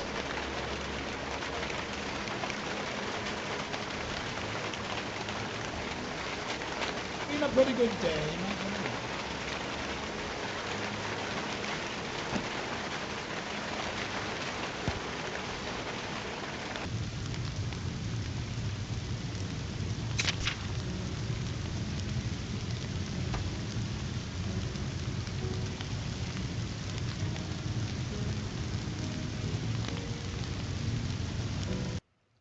Orion's notes on the tools of Kagranak.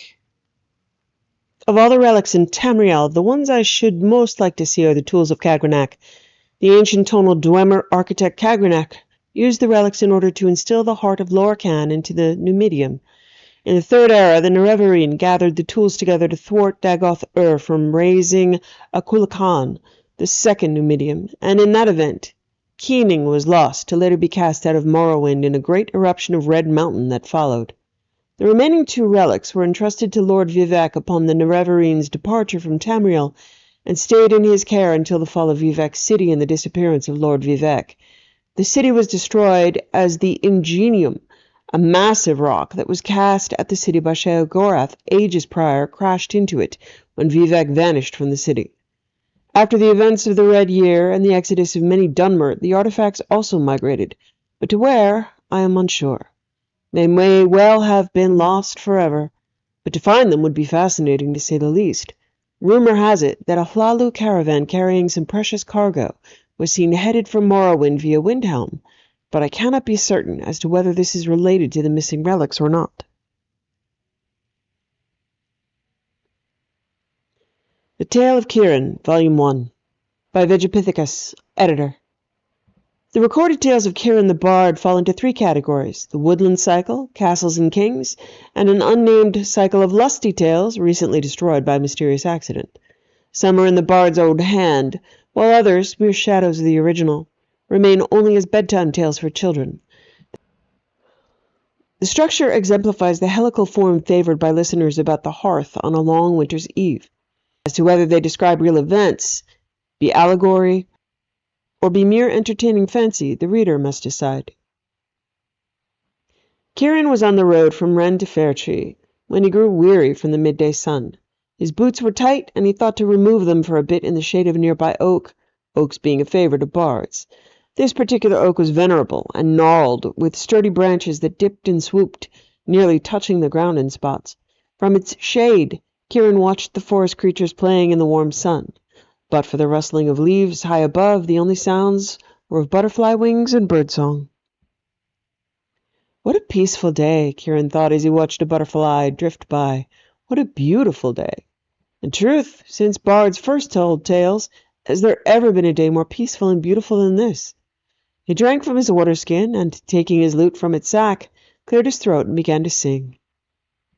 Oh, the maidens of Ren are passing fair, with breasts like melons and flaxen hair. He had just taken a deep breath to bellow the lusty chorus when a small feminine voice said, "Kind sir." He leapt to his stocking feet, his face flaming red. "Who's there?" he cried. The small voice repeated, "Please, sir, if you will be so kind."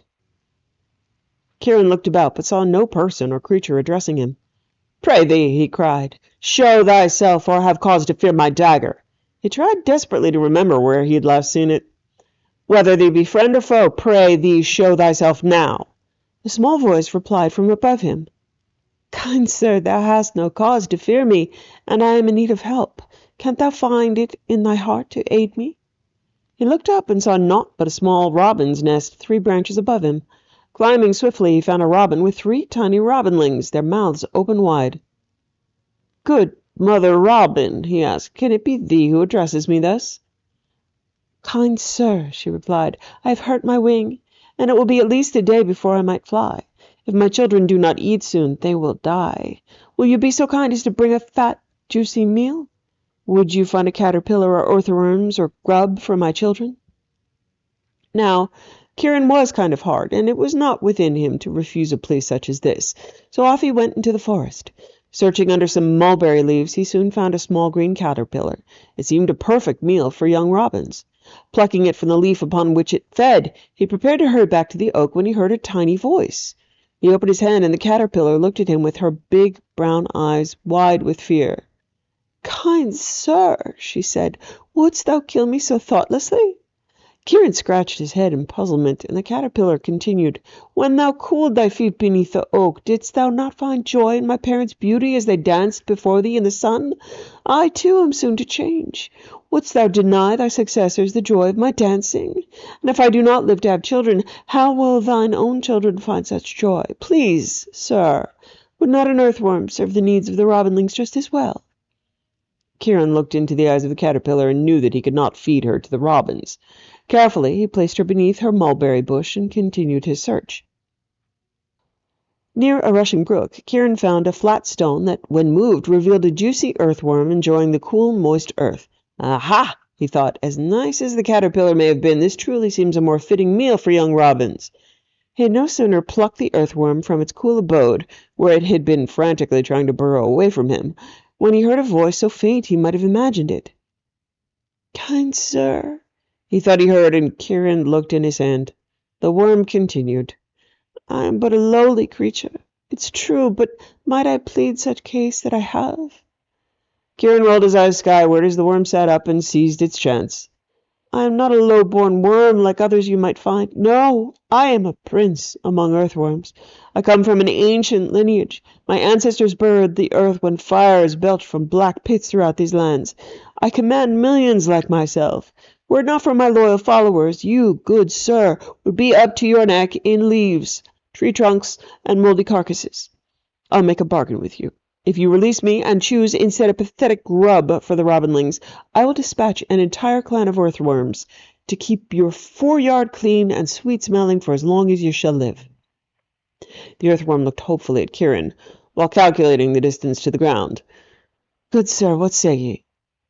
Kieran was beginning to lose his patience, but seeing the value of the earthworm's offer, decided that a grub would indeed make a tasty morsel for the young robins.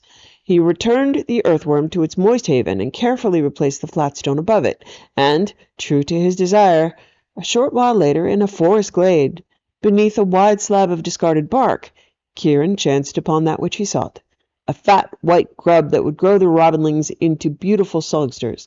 He plucked it from its hiding place and set forth. It was a beautiful day indeed.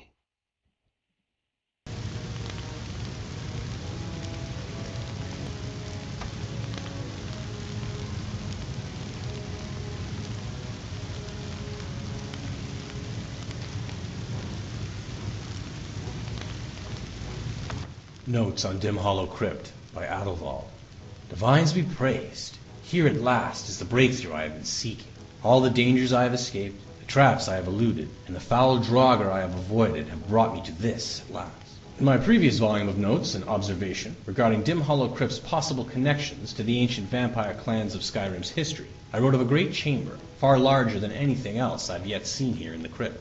Alas, a few wandering Draugr forced me to retreat to the earlier passages of the crypt, thus depriving me of an opportunity to study this huge cavern.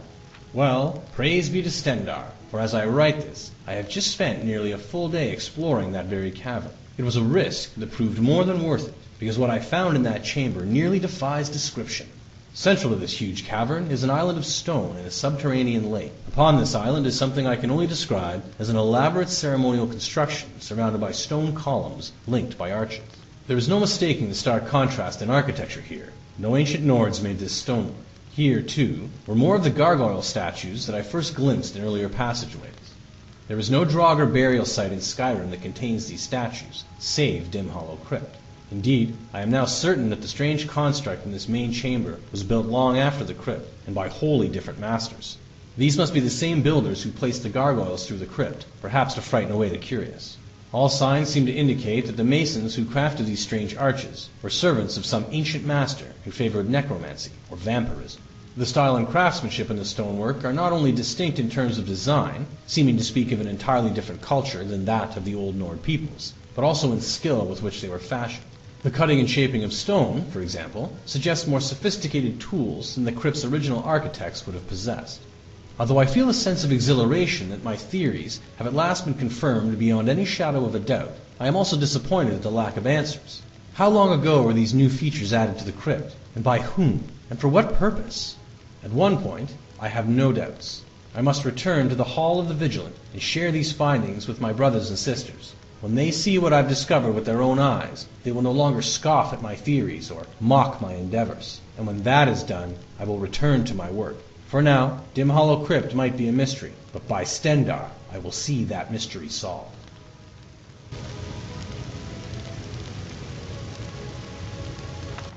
Notes on the Lunar Forge. The Lunar Forge. I've managed to get the forge itself up and running, but again, I find nothing special about its workings. These weapons were clearly forged here, yet the secret of their enchantment remains elusive. All I've been able to discern so far is some connection between the weapon's power and the appearance of the moons. The lunar weapons. The weapons themselves are crafted of what seems to be normal metal, but while the moons are high above, they gain an additional ability. It seems that once the sun has gone down, the lunar weapons take on a vampire-like ability, transferring a small amount of health from the victim to the user. On Oblivion by Maurian Zanas, A Guide to Oblivion and the Daedra. Note: the author continued to research Oblivion after writing this book, as documented in a book written by his apprentice, The Doors of Oblivion. It is improper, however customary, to refer to the denizens of the dimension of Oblivion as demons.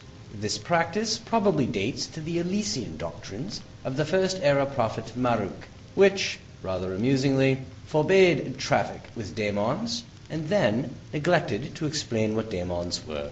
It is most probable that daemon is a misspelling or etymological rendition of Daedra, the old elven word for those strange, powerful creatures of uncertain motivation who hail from the dimension of Oblivion.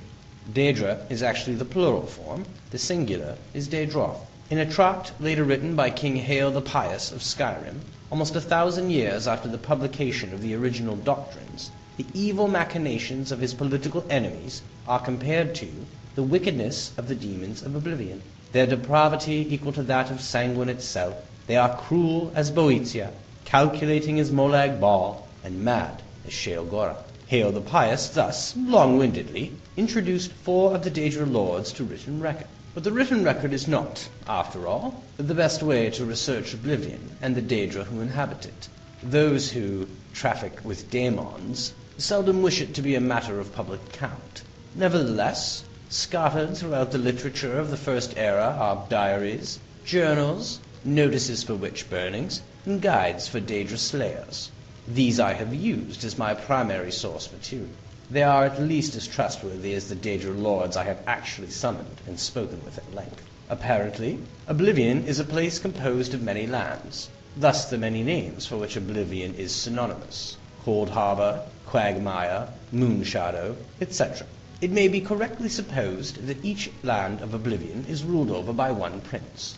The Daedra princes, whose names appear over and over in ancient record, though this is not an infallible test of their authenticity or explicit existence, to be sure, are the aforementioned Sanguine, Boeotia, Molag Bal, and Sheolgora, and in addition, Azura, Mephala, Chalabacus Vile, Vernimar, Malakath, Hoermias, or Hermaeus, or Hormias, or Herma.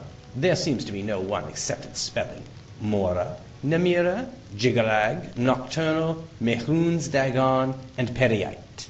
From my experience, Daedra are a very mixed lot. It is almost impossible to categorize them as a whole, except for their immense power and penchant for extremism.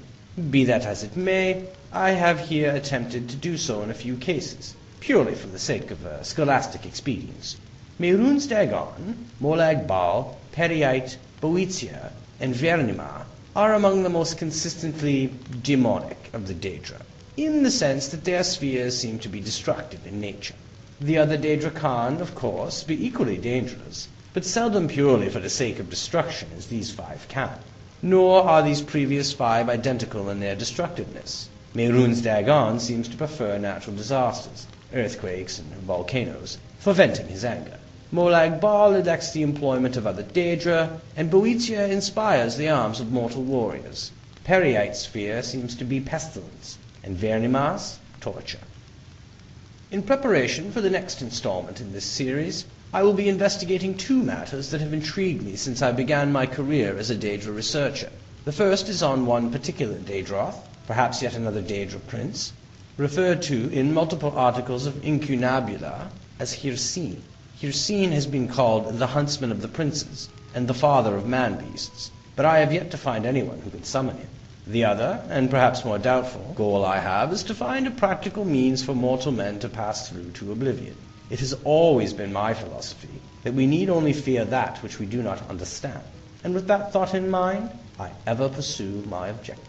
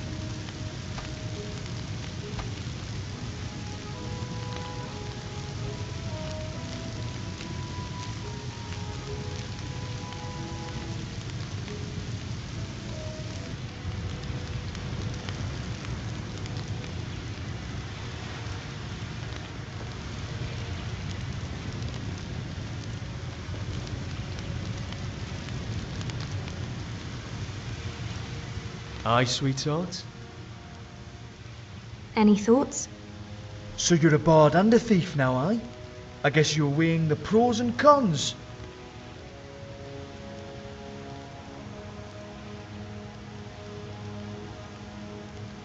I've got your back.